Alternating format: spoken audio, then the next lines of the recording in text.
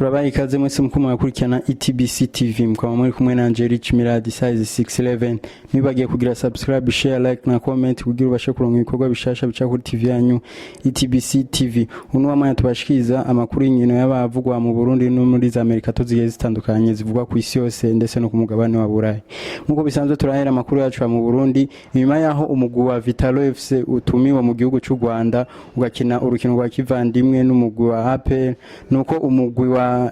Interstar nawo warose ubutumire watumiwe mu gihugu ca Tanzania uzohura n'umugwi wa Mashuja w'Ikigoma muri Tanzania uwo mugwi ukaba werutse kuduga icicaro ca mbere muri NBC Premier League ihiganwa rikuru y'igihugu ca Tanzania urukino rukaba rutegekanijwe ku munsi wa gatandatu akaba ari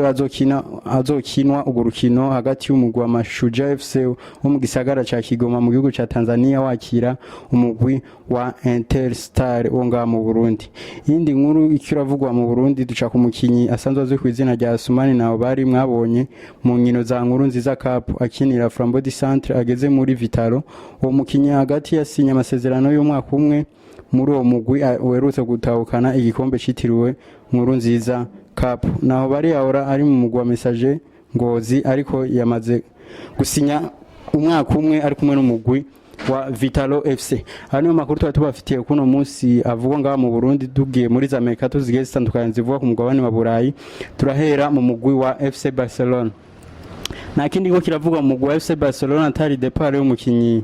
Ousmane Dembele kirabandanya ivugisha abantu benshi nuko umugwi wa FC Barcelona kuno munsi wejeje gusohora urutonde rw'abakinyi bawo uzokinisha muri saison igiye kuza 2023 shira 2024 nuko umukinyi Ousmane Dembele atarimwo mu go rutonde rw'abakinyi umugwi wa FC Barcelona uzokoresha muri saison igiye kuza abantu rero bako baribaza eske umukinyi Ousmane Dembele muri saison igiye kuza azokina mu mugwi wa ko umugwi wa Paris Saint-Germain hari umugwi wazimbere mu kurondera umukinyi Ousmane Dembele ariko akaba hibonekeje imigwi yo muri Arabie Saoudite ifise iza itanga na offre nyinshi y'amafaranga menshi ariko umugwi wa FC Barcelona ukaba utarahitamo awuzotanga uwo mukinyi ariko twabona ko umukinyi Ousmane Dembele we yapushinga ashaka ko yoja mu mugwi wa Paris Saint-Germain nayo ikavuga ko izotanga miliyoni 50 ko umukinyi Ousmane Dembele ariko akaba hibonekeje umugwi wa Al Ahly wo mu gihugu ca Arabie Saoudite uvuga ko uri pre yo gutanga miliyoni zigaye kuri 80 ko umukinyi Ousmane Dembele rero tukaba turindiye kuraba umukinyi azokwerekeza mu mugwi wa Al Ahly wo mu gihugu ca Arabie Saoudite canke azoja mu mugwi wa Paris Saint-Germain wo mu gihugu cy'Ubufaransa nuko nimero 7 yahora yambara umukinyi Ousmane Dembele yagiye kwambara umukinyi Ferran Torres nayo nimero 11 yahora yambara ikaba yagiye kwambara umukinyi Rafinha w'umunya Brazil muziko ariwe azobandanya kina ku ruhande rwa rukinako umukinyi Ousmane Dembele bikavuga ko umugwi FC Barcelona nawo uba ukuragiranira ibiganiro mwibanga n'umukinyi Alexis Sanchez muziko yaciye mu mugwi wa FC Barcelona agacaca mu mugwi wa Arsenal mu nyuma akaja mu mugwi wa Olympique Marseille ariko bikavuga ko uwo mukinyi Alexis Sanchez ashobora kwifashishwa n'umugwi wa FC Barcelona muri saison igiye kuza agakina kuri ruhande rwa rukinako Ousmane Dembele nyarijya muziko umukinyi yaciye mu mugwi wa FC Barcelona Alexis Sanchez yageze guca mu mugwi wa FC Barcelona akagirira ibiye byiza ari kumwe n'abakinyi batandukanye Lionel Messi na Pedro mu nyuma yavuye ava aja mu mugwi wa Arsenal rero tukaba turindiriye kuraba ko umugwi wa FC Barcelona uzosinyisha umukinyi Alexis Sanchez bivugwa ko umwanya n'umwanya ashobora kwiyunga n'umugwi wa FC Barcelona ariko umugwi wa FC Barcelona wakaba ataco uratangaza kubijanye no kurondera uwo mukinyi Alexis Sanchez indi nkuru kavuga mu mugwi wa FC Barcelona ni umukinyi Franck Kessie muzi ari umukinyi w'umunya Cote d'Ivoire asanzwe afite imyaka 26 yabaye officiel ko yasinye mu mugwi wa Al Ahly wo mu gihugu ca Arabie Saoudite aguze miliyoni 12 n'uduce dutanu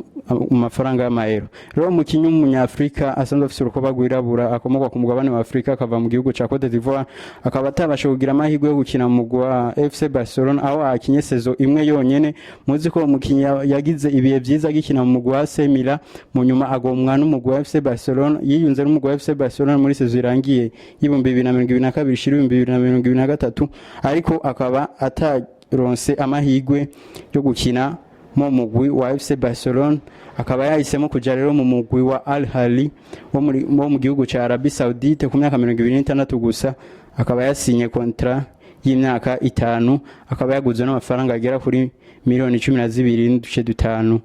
y'amayero. Tubandanyije ku nkuru zigana ziravugwa ku mugabane wa Burayi muri Amerika tuziye zitandukanye, turaca mu mugwi wa Paris Saint-Germain. Umugwi wa Paris Saint-Germain inyuma yaho hasohotse amafoto yerekana ko umukinyi Kylian Mbappé atakibasha kubandanya kina mu mugwi wa FC Barcelona, mu mugwi wa Paris Saint-Germain akasohoka n'amafoto yerekana umugwi wa Paris Saint-Germain ukura bandura ukura manura amafoto amwe y'umukinyi Kylian Mbappé yaramanitse ku kibuga Prince cyo mu gihugu c'Ubufaransa gisanzwe gikina ko umugwi wa Paris Saint-Germain. Nuko umugwi wa Paris Saint-Germain nyuma yo kuboneka ko utagiye kubandanya ukinisha umukinyi Kylian Mbappé wasohoye n'andi mazina 5 y'abakinyi udakeneye gukinisha muri saison igiye kuza. Umukinyi wa mbere Paris Saint-Germain ivuga ko idakeneye mu bakinyi uzokinisha muri saison igiye kuza harimo umukinyi Neymar, akaza umukinyi Verratti, akaza umukinyi Ekitike, Renato Sanchez amwe n'umukinyi Juan Bernat. Abo nibo bakinyi 5 umugwi wa Paris Saint-Germain batangaje ko udakeneye gukinisha muri saison igiye kuza. Duciye mu mugwi wa Chelsea gato nuko inyuma yo gutandukana na kapiteni emblematique ariwe Aspilicueta, nuko umugwi wa Chelsea watangaje ko Reece James ariwe agiye kuba kapiteni w'umugwi wa Chelsea. Muzi ko umugwi wa Chelsea muri saison irangiye warangije saison uri mu kibanza ca 12, y'abantu benshi ukaba twiteze ibintu byinshi, tukaba twiteze kuraba umenyeza mushasha ariwe Mauricio Pochettino ko azobasha kuvyura umugwi wa Chelsea ugasubira kuboneka ku Rwanda mpuzamakungu, ukaboneka no muri Big Four mu migwi izokina Champions League. Nyarya muri saison igiye kuza umugwi wa Chelsea atahiganwa na rimwe rya Burayi uzobonekamo, ukazokina gusa Premier League n'izindi championnat zigiye zitandukanye zikinirwa ku butaka bw'igihugu cy'Ubwongereza. Akandi gakuru ko aravuga mu mugwi wa Chelsea nuko umukinyi Christophe Kuku yagize imvune inyuma yo kugira blessure menisque CB ya Chicago, mu gihe bako barakina mu gisagara ca Chicago. Nuko umukinyi muzi ko yaguzwe muri saison irangiye yavuye mu gihugu cy'Ubudagi mu mugwi wa RB Leipzig ariwe yarasonza akinira, akaba yiyunze n'umugwi wa Chelsea mu saison igiye kuza. Christophe Kuku akaba bivugwa ko agiye kumara amezi agera kuri 4 ari hanze y'ikibuga ataboneka mu kibuga inyuma yo kugira imvune ku giti cy'umugongo.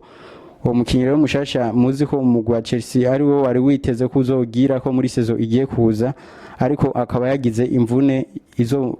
tuma amara amezi 4 ari hanze y'ikibuga ataboneka mu kibuga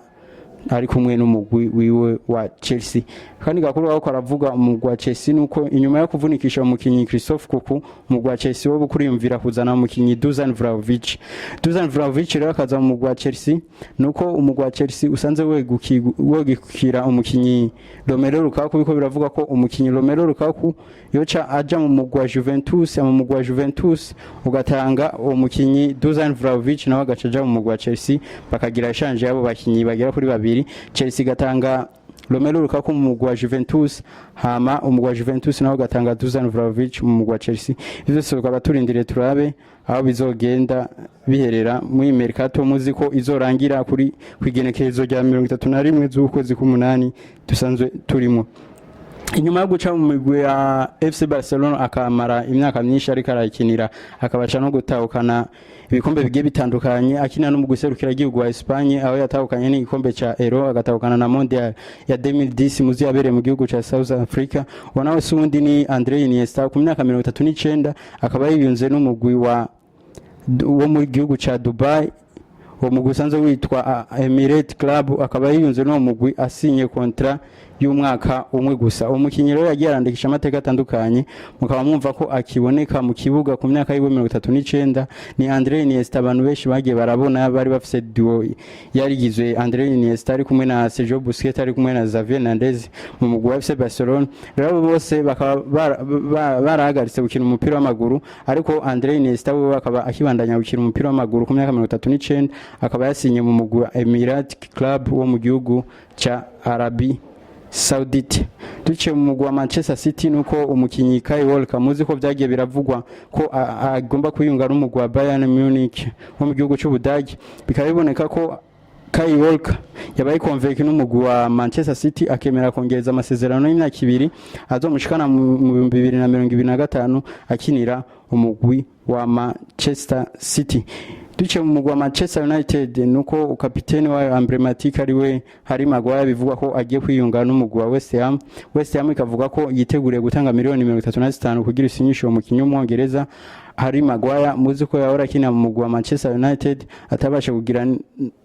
amahirwe yo kubandanya akina mu mugwa Manchester United. Rero umukinyi wa mbere akina ku ruhande rw'inyuma muzi ko ari umukinyi yaramfise rokoro kugwa amafaranga menshi yaguzwe miliyoni zigera kuri 80 ava mu mugwa Leicester City yunga n'umugwa Manchester United muri saison ya 2018 ishiri 2019 nyuma y'imyaka ine gusa akinira mu mugwa Manchester United. Nuko umukinyi Harry Maguire agiye kuva mu mugwa Manchester United akiyunga n'umugwi wa West Ham warumaze imisi umurondera akagugwa miliyoni zigera kuri 35. Tukaba turindiriye gusa ko iyo migwi yose yofficializa iyo transfer yo mukinyi Harry Maguire. Tuciye mu mugwi wa tugarutse kandi mu mugwi wa Manchester City nuko inyuma yo kwagirizwa ko yagiye arafata ku nguvu yagiye aragira agression sexuelle n'abakobwa bagiye batandukanye uwo nawe sundi ni Benjamin Mendy muzi ko yahora ari umukinyi wa Manchester City inyuma yo gukina umwaka umwe avuye mu mugwa wa Monaco yiyunze n'umugwa wa Manchester City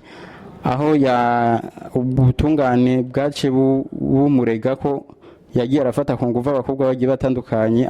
mu nyuma karekana n'umupira akafungwa akamaranya imyaka 2 afunzwe. Umugwa Manchester City naho gacuhagarika amasezerano warufitaniye no mukinyi Benjamin Mendy bivuga ko inyuma yo kurekugwa umukinyi Benjamin Mendy yoba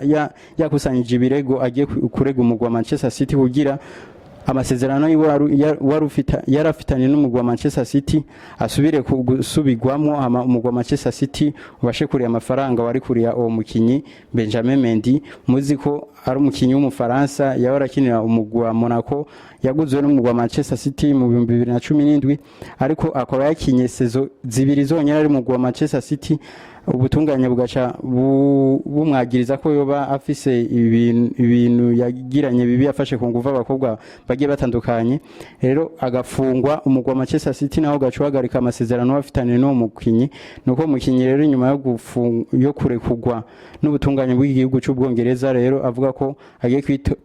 kwitwarira umugwa Manchester City kugira umurihe amafaranga wari kumuriha mugiye yari kuba agikinira uwo mugwi wa Manchester City. Umwana akiri muto cyane mu kwezi kwa Nyakanga azokwiza imyaka 17 uwo nawe sundi ni Noah Darvish umukinyi asanzwe akomoka mu gihugu ca Iraq ariko afise ubwene bw'igihugu